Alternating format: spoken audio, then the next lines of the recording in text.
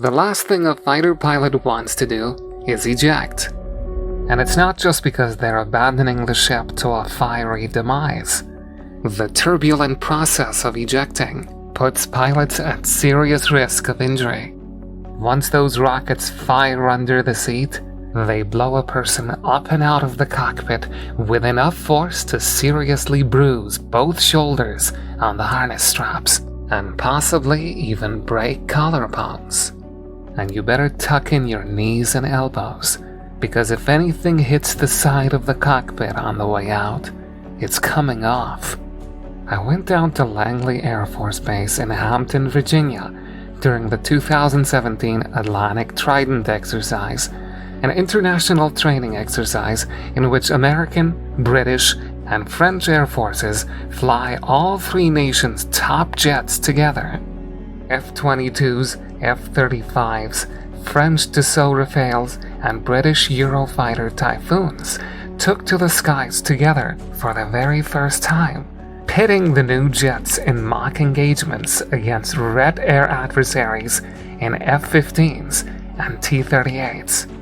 I got to hop in the back of a T-38 trainer for one of the exercise flights, but not before 5 hours of egress and ejection training, just in case something went wrong. First, you learn what to listen for. If the pilot needs to warn you that you're going to have to eject in the near future, he will use the word eject, as in, "Hey, get ready. We're going to have to eject in about 30 seconds. If things go horribly wrong and you need to blow out of the ship immediately, the command is bail out, bail out, bail out." Ejection training includes a VR-style simulation where you pretend to parachute to the ground, running through the post-ejection checklist as you go. Each pilot, co-pilot, or weapons systems officer wears a large parachute and harness that buckles into the seat of their aircraft. When you pull one or both of the two levers positioned on the sides of the seat, charges fire to blow the aircraft canopy, and then rocket boosters under your ass take the whole seat, with you in it, up and out of the jet. Within seconds, you should be floating over the falling aircraft with a parachute canopy fluttering over your head. In newer two-seat jets, the ejection seats are synchronized, so activating one triggers the other. But in the older T-38, each person needs to take care of himself or herself. The co-pilot sitting in the rear seat needs to go first.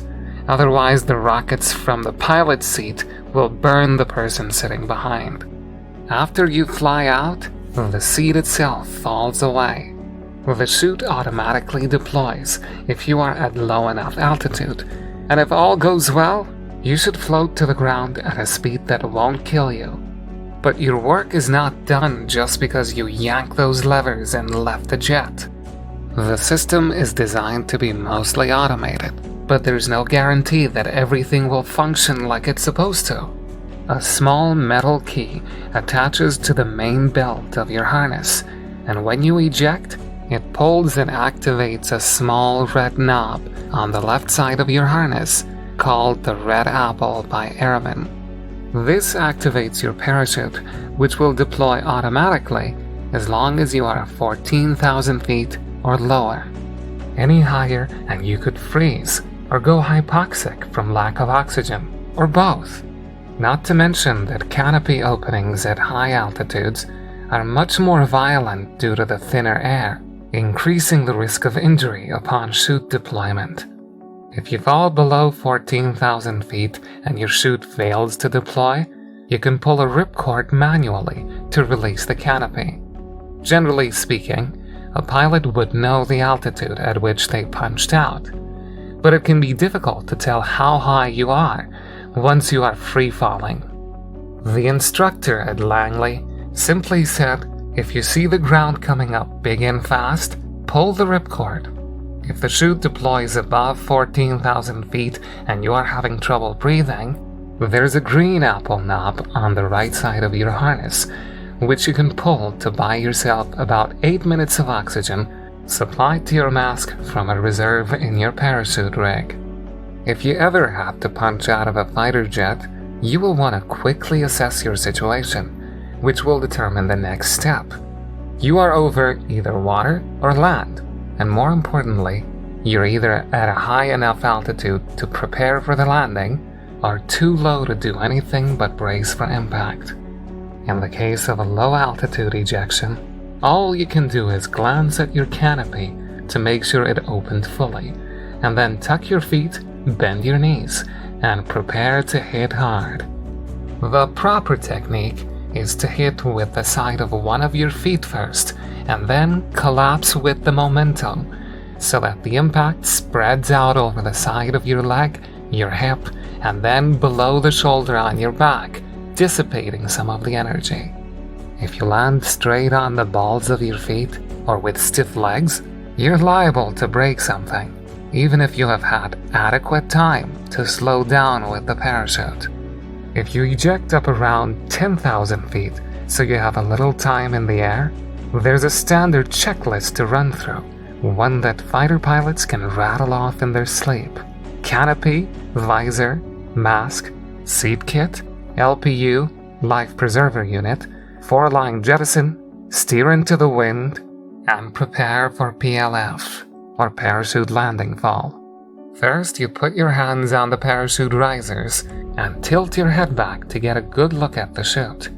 It's possible that in the chaos of ejection, the suspension lines get twisted up, in which case you are supposed to grab the risers, pull them apart, and kick your legs like a wild man riding a bicycle to spin yourself around and untangle the lines. The parachute canopy itself should be a nice full circle, but a couple things can happen to give you two smaller circles rather than a full canopy, significantly reducing the effectiveness of the chute. The first is that a suspension line can get caught up over the top of the canopy. If this happens, you have to start tugging on lines to find the one or ones that got snagged. You can yank the line and move it around to try to force it to fall free. But if that doesn't work, and this is going to sound a little crazy, you are supposed to cut the line. Huh? Flight suits have a small pocket containing a hooked knife for just this purpose. But there is a hard and fast rule. Do not cut more than 4 lines. If you cut 4 and you still haven't found the one that got snagged, you just have to make do with the tangled chute and brace for a hard landing. The other common malfunction is called a partial inversion. The full inversion is when the parachute canopy deploys inside out. But generally speaking, this is no big deal, and you might not even notice. A partial inversion, however, is when the canopy itself gets twisted, so half the chute is deployed inside out, and there are 2 distinct domes separated by the twist in the middle. If this happens, you are supposed to yank down on the risers as close to your hips as you can get them, and then let them go so they snap back into place, shaking the chute and hopefully untwisting it to give you that nice full canopy. Once the canopy is fully deployed, the rest of the checklist is fairly straightforward. Lift your visor away from your eyes and then pull off your mask. Make sure that the seat itself has fallen away from you and that the seat kit, full of survival supplies, is dangling behind you. After that, if you're going to make a water landing, activate your life preserver unit by pulling down on 2 cords. If you do not do this manually, the LPU will deploy automatically after soaking up a bit of water. Then it comes time for the 4-line jettison. Assuming you didn't have to cut any lines, your chute is fully deployed, and there are no holes in your canopy, you are instructed to pull down on both of the steering lines all the way to your hips, which shears 4 lines on one side of the parachute. This creates an indentation on that side of the chute, which propels the parachute forward at about 5 knots. After the 4-line jettison, the goal is to use the steering lines to steer into the wind so that when you hit the ground, you are traveling nearly straight down.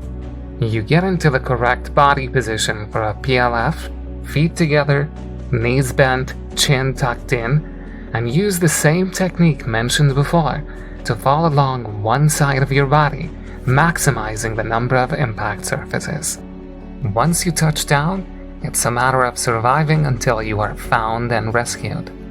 If you are in the water, which is likely considering the Air Force does much of their flight training over water and Navy aviators operate from carriers, then you are probably very cold. Your seat kit contains a one-man raft that automatically inflates, as well as survival supplies including a flare, smoke signal, knife, first aid supplies, water, and some other basic provisions. It can take hours or days for rescue crews to find you, especially if it's dark or you're in a remote location. If you have to eject from a fighter plane, you will come away from the experience significantly bruised and battered, possibly with fractured bones and torn ligaments. But despite the risks of ejection seats, they do save pilots' lives. In 2017, a Navy aviator safely ejected from an F-A-18 after an aborted landing on the aircraft carrier USS Carl Vinson. In 2004, a U.S. airman at Nellis AFB had to eject from the then-new F-22 Raptor when the flight controls failed during takeoff, injuring him from the low-altitude ejection, but saving his life. No pilot ever wants to eject. The sting of losing the aircraft is often coupled with the sting of serious physical injury. But compared to the alternative, the choice is pretty clear. Thanks for watching.